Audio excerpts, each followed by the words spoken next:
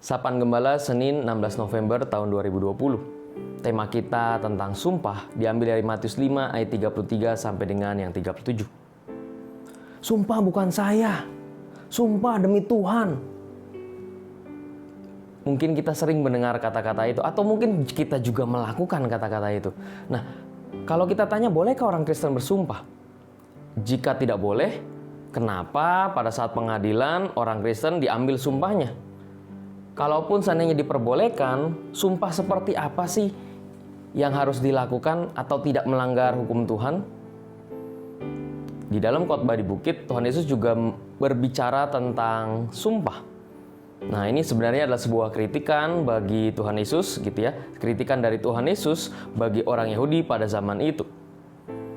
Pada masa Tuhan Yesus sudah menjadi sebuah kebiasaan orang Yahudi menggunakan kata sumpah.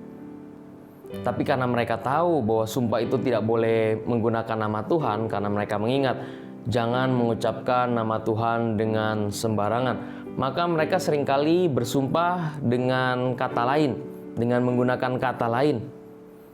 Orang Yahudi juga membuat perbedaan antara sumpah mengikat dan sumpah tidak mengikat.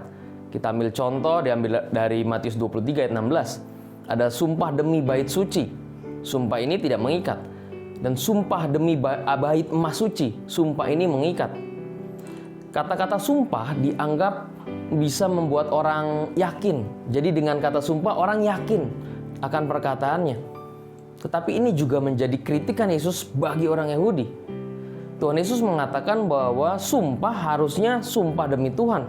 Ia tidak boleh menggunakan langit, ia tidak boleh menggunakan demi bumi, demi Yerusalem, atau demi kepala sekalipun. Sebab segala sesuatu yang tadi saya sebutkan tadi adalah miliknya Tuhan, sang semesta alam. Dengan menggantikan Tuhan dengan ciptaannya, dengan bumi, tanah, kepala, dan yang lainnya, seakan-akan meniadakan peran Tuhan dalam setiap kata dan tindakan.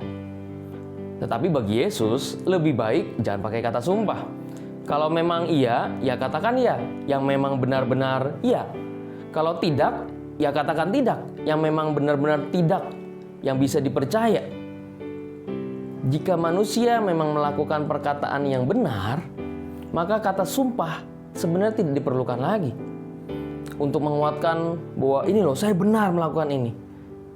Jika Tuhan Yesus meniadakan kata sumpah, ya, kalau Tuhan Yesus berkata bahwa lebih baik tidak menggunakan kata sumpah, lalu apakah ini berlaku di dalam pengadilan?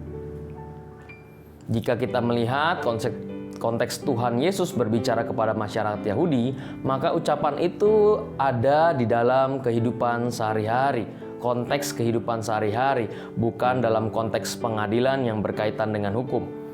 Tuhan Yesus menginginkan agar pengikutnya tidak mengikuti kebiasaan orang-orang yang membiasakan kata sumpah dalam kehidupannya. Supaya apa? Supaya Tuhan Yesus menginginkan kita benar-benar berkata jujur. Benar-benar berkata yang benar di dalam setiap perkataan kita. Nah, oleh karena itu umat yang terkasih dalam Yesus Kristus, jauhkanlah diri kita menggunakan kata sumpah demi Tuhan Yesus, sumpah demi Allah, dan yang lainnya untuk menguatkan argumen kita. Biasanya kita memakai kata sumpah karena kita tidak dipercaya.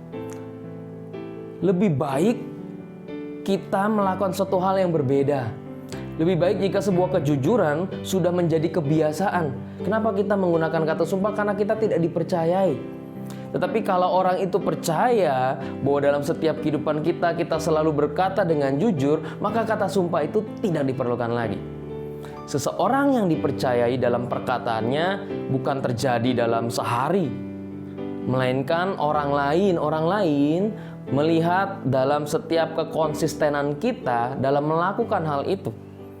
Sumpah tidak menjamin orang berkata jujur. Namun seorang yang jujur seharusnya dia bisa konsisten untuk terus melakukan hal yang benar dalam kehidupannya, sehingga orang lain bisa percaya dan kita tidak usah menggunakan kata sumpah lagi. Marilah kita melakukan hal itu. Tuhan memberkati kita.